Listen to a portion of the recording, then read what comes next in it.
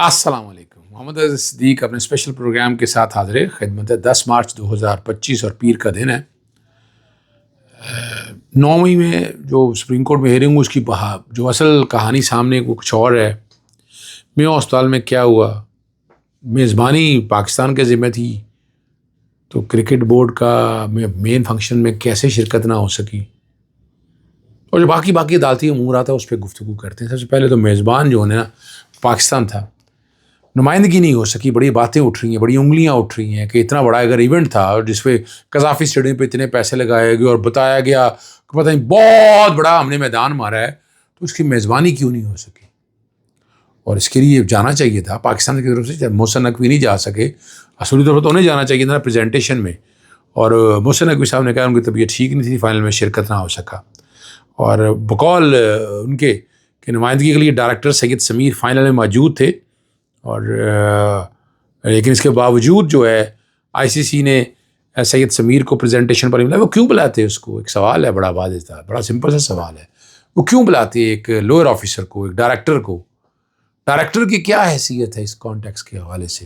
کوئی حیثیت نہیں ہے ڈائریکٹر کے حوالے سے. تو یہ باتیں تو اٹھے گی، فیس بھی کرنی پڑیں گی. Let be realistic. آپ چیزوں کو یعنی آپ پاکستان کو ریپرزینٹ کر رہے ہیں تو پاکستان کو ریپرزینٹ کریں نا. اس طرح تو نہیں چلے گا نا، اس طرح آپ چلانا چاہتے ہیں چیزوں کو.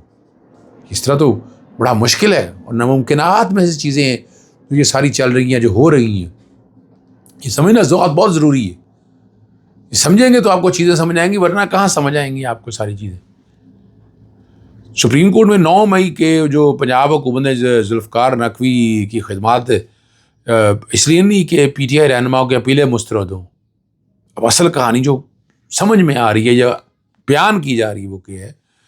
28 فروری والے ہفتے میں لگاتار 3 دن 9 مئی کے مقدمات میں پی ٹی آئی کے رہنما اور کارکنوں کی ضمانتیں منسوخ ہونے سے متعلق اپیلوں پر جو ہے، درخواستوں پر جو سپریم کورٹ میں سماعت تھی.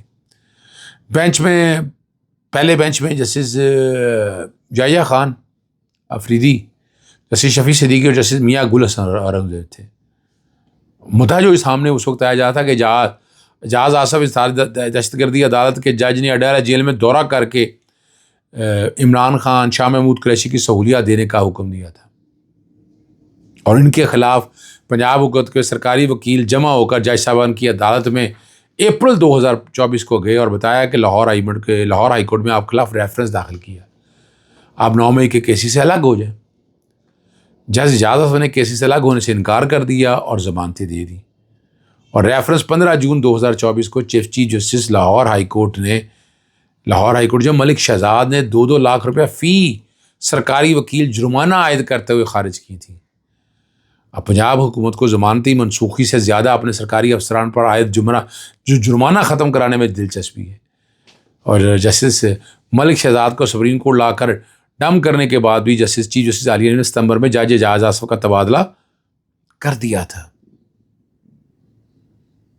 ڈم سے مراد یہ ہے کہ انہیں لا کر وہاں پر، ڈم کا لفظ ایسے منہ سے نکل گیا. اور دوسری جانب 9 مئی سے متعلق کیسز میں جسٹس شفیع صدیقی نے 28 فروری کو جب پروسیکیوشن نے کہا کہ جج صاحب ریفرنس دائر کرتے ہوئے شرمندگی محسوس نہیں ہوئی تھی، تو اس کے بعد جسٹس شفیع صدیقی کی جگہ جسٹس مسرت علی صاحبہ بینچ میں شامل ہو گئی تھی، جو پہلے ہی کہہ چکی تھی کہ 9 مئی کو وہ گھر میں ٹی وی دیکھتے ہوئے پریشان ہو گئی تھی. یعنی اس کیس کو دیکھنا، یہ اپنے طریقے سے بظاہر نظر یہی آ رہا ہے، امپیکٹ یہی آ رہا ہے. یہ امپیکٹ نہیں جانا چاہیے. صاف اور شفافیت برقرار رہنی چاہیے. اس شفافیت کے برقرار رہنے کے طریقہ کار وضع ہونی چاہیے، تبھی چیزیں ٹھیک خدمت کی طرف جائیں گی، تبھی آپ صحیح سوچ رکھ سکیں گے، تبھی آپ صحیح فیصلے کر سکیں گے. یہ سوچ اور سمجھ کی بات ہونی چاہیے. اور بی بی سی نے ایک رپورٹ جو کی ہے میں سمجھتا ہوں کہ اس پہ کلیریفیکیشن آنی چاہیے. وہ پاکستانی فوج کے غیر آئینی اقدامات اور غیر اور سنجیدہ تنقید کی ہے کہ بظاہر یہ کہنا وہ چاہ رہی تھی اس میں کہ اصل کام کو چھوڑ کر بیرونی سرمایہ کاری اور گرین فارمنگ سے لے کر گرین ٹورزم تک کی نگرانی کر رہے ہیں، اور وہاں بقول BBC کے کہ گلگت بلتستان اور سندھ کے عوامی حلقوں میں غم و غصہ کی شدید لہر ہے، اور اس کے متوازی جو ہے خیبر پختونخوا اور بلوچستان میں حالات آپ کے سامنے ہیں، خون ریزی ہے، قتل و غارت چل رہی ہے اور شدت آ رہی ہے۔ اور اب یہ سمجھنے والی بات ہے، وہ صرف اتنا کہنا چاہ رہے ہیں یا یہ سمجھنا چاہ رہے ہیں، اب انگلیاں بہت اٹھ رہی ہیں ان چیزوں کے اوپر، اور پاکستان تحریک انصاف بھی یہی کہہ رہی ہے کہ سیاسی موقف ہے کہ آئین کے اندر فوج ملک کے معیشت میں اتنے بڑے حجم کا اقدار نہیں ہے، اور نہ ہی یہ ملک کی معیشت بیرونی امداد اور قرضوں کے بغیر چلا سکتے ہیں، اور اس ملک کی حالت جو ہے شام، سوڈان اور لبنان کی طرح بنتی جا رہی ہے، جہاں جبکہ یہاں ٹیکسز ترقی یافتہ جو ممالک ہیں نا اس کے طرز پر لگائے جا رہے ہیں، جبکہ دہشت گردی میں اب دوسرے نمبر پر پہنچ چکے ہیں۔ اپریل 2022 میں نا خام تیل کی قیمت جو میرے تک انفارمیشن میری ٹیم نے دی ہے وہ $117 فی بیرل تھی، تو پاکستان میں پیٹرول $150 فی لیٹر تھا۔ اب عالمی مارکیٹ میں خام تیل کی 3 سال کی کم ترین سطح پر $68.85 پر ہے، اور پاکستان میں پیٹرول $256 فی لیٹر ہے۔ پھر بھی صاحب کا دعویٰ کہ مہنگائی میں تاریخی کمی ہوگی، مذاق ہی اڑا رہے ہیں لوگ، کیا کہیں آپ کو۔ ایک بہت ہی ٹیکنیکل اور لیگل سا سوال ہے، ٹھیک ہے نا جی، اور وہ بڑا انٹرسٹنگ ہے۔ سندھ ہائی کورٹ نے نا نیب ریفرنس میں ہائی کورٹ کے آئینی اور ریگولر بینچ کے دائرہ اختیار سے متعلق فیصلہ سنا دیا۔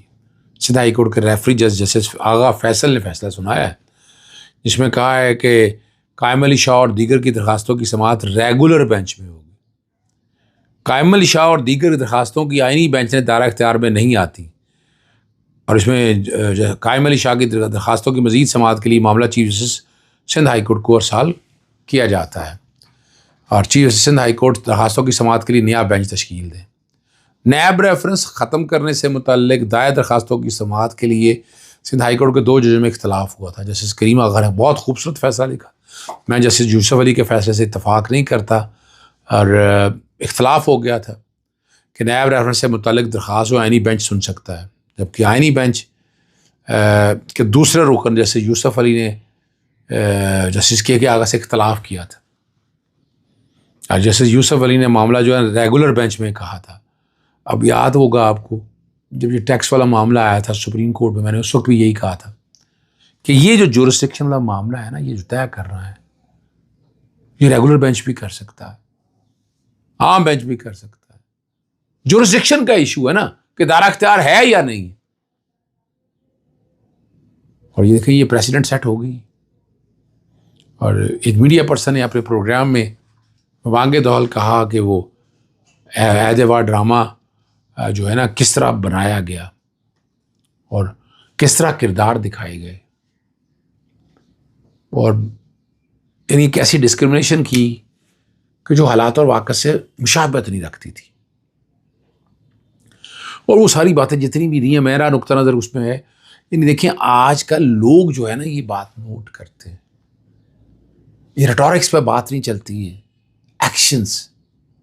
ایکشنز بتاتے ہیں، اور ان ایکشنز کو دیکھ کر آپ کو آگے چلنا ہے، لوگوں کی نبض پہ آپ کو ہاتھ رکھنا ہے۔